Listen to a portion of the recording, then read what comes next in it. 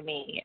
As a survivor of sexual assault and being raped when I was 21 and having experienced a lot of victim blaming, whether intentional or unintentional, I was really trying to figure out a way that we could raise awareness around how prevalent the issue of sexual assault is for both males and females and people of other gender identities. And I really felt like this was a really good way to kind of become an advocate. It's an easy way. You wear jeans on April 24th. It's a way to support survivors. It's a way to talk about sexual assault. People don't really like to talk about this subject. They oftentimes talk about sexual assault like it's something that the, bad guy does to a jogger on a trail. It's the stranger danger. And that's not what sexual assault is at all. As a matter of fact, more people that are sexually assaulted are assaulted by someone they know than someone they don't.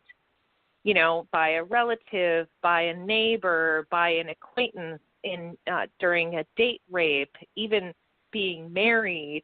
All of those things are far more prevalent than someone being raped by a stranger.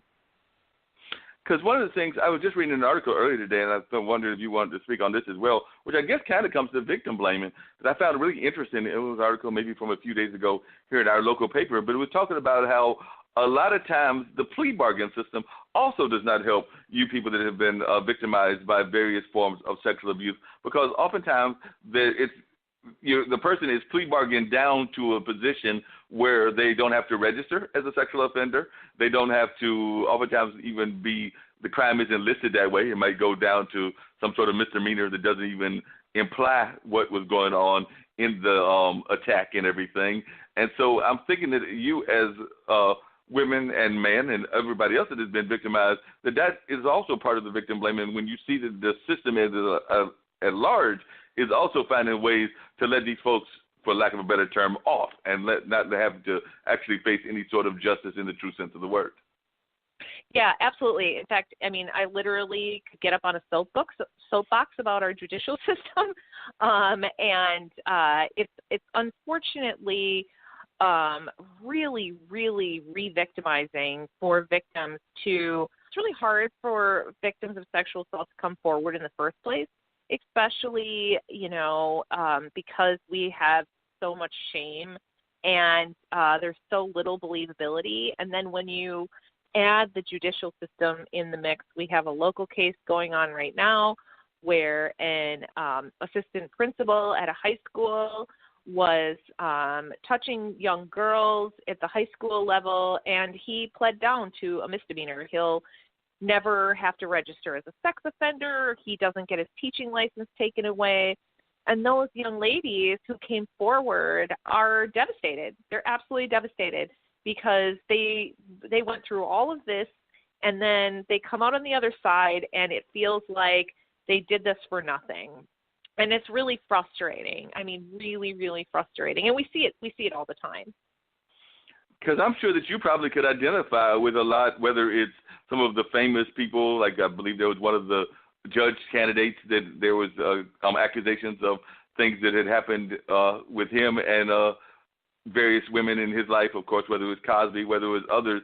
I'm sure that when people are saying, why did these people wait 5 to 10 years, you probably can identify because you probably yourself, I don't know whether you immediately reported it or if you waited till later to report it, but I'm imagining that a lot of people wait, if not years, days, and sometimes even a long time in order to understand that they can report it. And you actually earlier mentioned that even some of these attacks happen within the confines of marriage. So that probably either adds even another kind of perspective because, yes, you want to report the fact that you were abused within the marriage, but at the same time, some people, for whatever reasons, are trying to save the marriage, even though those kind of attacks, I don't know that the marriage can be saved, but I do know that people sometimes, just like they keep in marriages for kids, I imagine there are people that probably stay in marriages even though they know they're being abused and know that it's not healthy.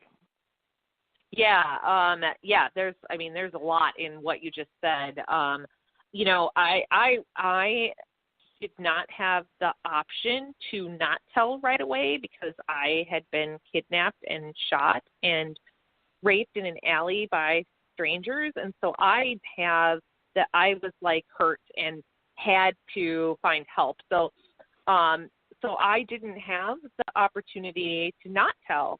And I have, heard many, many, many stories from people who have, been groomed by a relative, who have been told, I do this because I love you. You can't tell anybody. They've been threatened with their lives, the lives of their parents, their brothers and sisters.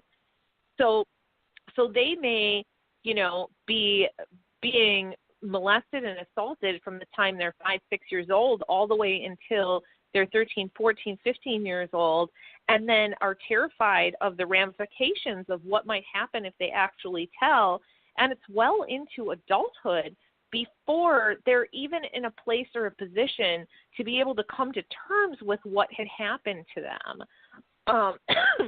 And again, I think like things like you talked about the Kavanaugh case, which is with the judge, and the Cosby case, I think that we have to remember that sexual assault is really about power and control versus sex or desire or lust.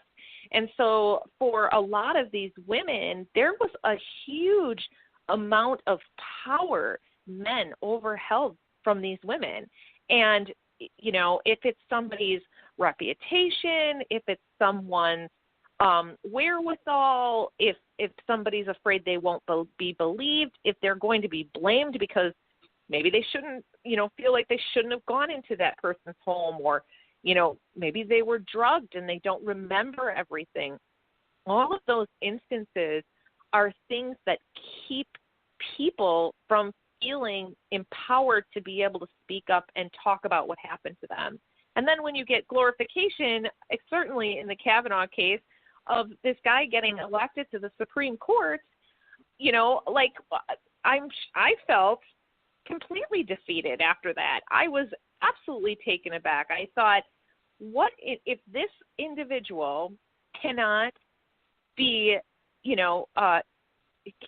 is going to end up being in the Supreme Court even after all of this testimony and everything that has come up? That's a really scary prospect for me as a survivor, to think about all of these women that are going to have a difficult time coming forward, and men too. I mean, I've heard from many of my, I grew up in musical theater. I've heard from many of my male friends that there's no way that they could have ever reported, being assaulted in the theater business because they were men, and that wasn't a thing. Wow. And people forget, because this is not the first time that a judge actually faced this and wound up being in the Supreme Court. I mean, that is Clarence correct. Clarence Thomas is still sitting in office, and I remember one of the women that actually backed Anita on her case. I think that my friend Rose may have already passed, but she was one of those that testified with Anita. But Anita had made several accusations against Clarence Thomas, and I think other people had come out similarly, as maybe not as many as with Kavanaugh, but there were definitely claims against Clarence Thomas. I'm sure there were claims against others that are sitting in the Supreme Court as well. But that one I remember distinctly, and that was, maybe 15, 20 years ago when he was being being nominated and then eventually sworn in. Yes, and I know that I had a lot of my survivor friends who were like, well, it's going to be different this time because, it's 15 years later and we have progressed, and there's got to be something that we can hold on to. And so it was very disheartening to know that this case was just going to end up the way that the Anita Hill Clarence Thomas case ended up. Wow. And so it seems like the Me Too movement has helped in a lot of respects, but there's still a lot of fights that you as survivors have to put up. And you mentioned it earlier. I mean, you mentioned theater, and of course there's all kinds of stereotypes about the theater world and just entertainment world in general. But I've also heard of people that out of the male perspective and out of other orientation perspectives that have talked about being abused. And some of the abuse, I think people also don't understand. You talked about being a power thing, but that sometimes the power also has to do with it's not always the physical abuse, and you alluded to that earlier, but sometimes the abuse is also mental abuse, because I know I've been in one or two relationships that, if not abusive, they were at least borderline to being abusive. So I think that sometimes people don't necessarily understand the social and the mental aspects. I know that one of the people that was involved with Shree's show, I believe that you actually helped him get out and an understanding of some of the things that he went through, because I think that the show that you were on was with Neil, and I didn't get all the details, but it did seem like he had been involved in some situations even in his life that people might have not been aware of and everything. Yeah, that's absolutely true. And, I think that, mental manipulation is a key component oftentimes to male sexual abuse. It is a power and control thing, and it isn't always physical. A lot of times it does have to do with this manipulation of, the vulnerability of an individual. And, I think, when we talk about, especially like teenage boys, I think we do a really big disservice to teenage boys, because we think because you're a teenage boy, you should be, sexually inclined in every aspect. And then if you add an older woman into the mix, it's seen as this, like, a badge of honor, excuse me, when in actuality, for many young men like that, it's very disruptive in their lives, and it completely changes the trajectory of how they feel emotionally and where they're at. So I just think it's something that we tend not to think about or talk about, but it's very relevant.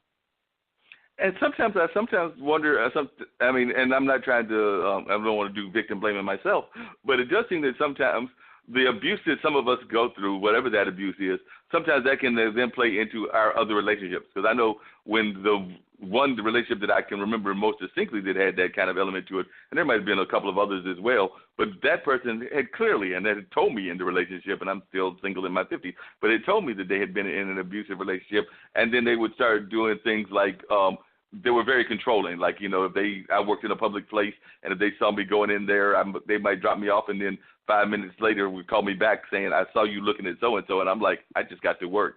I haven't even got into sitting at my desk yet.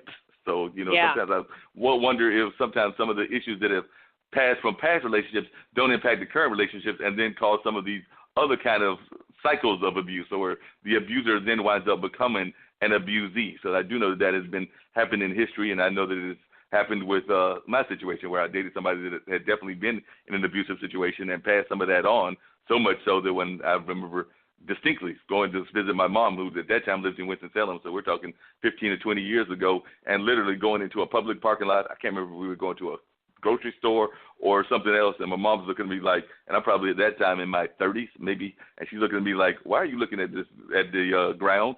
Why are you like not looking up at facing what's in front of you? And that's when I realized that I'd gone through a form of psychological torture myself, and it had impacted me. Yeah, and I'll tell you that abuse is very cyclical. Right. And, there's this great saying that not everyone who's abused becomes an abuser, but nearly everyone who abuses has been abused at some point in time in their life. So there's usually a cycle of that. And, it's unfortunate, because I think part of that is that people don't get help.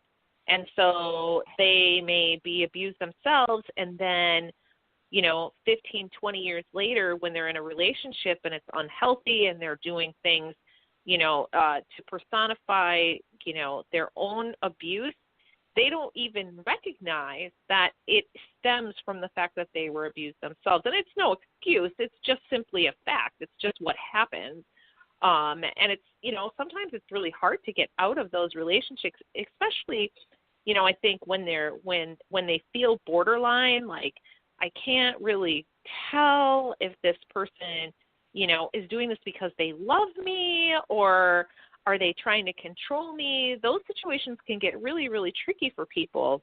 And that's a lot of times why people don't leave relationships, because it okay most of the time, but then there are these really glaring times when it's not, and what am I supposed to do about that? So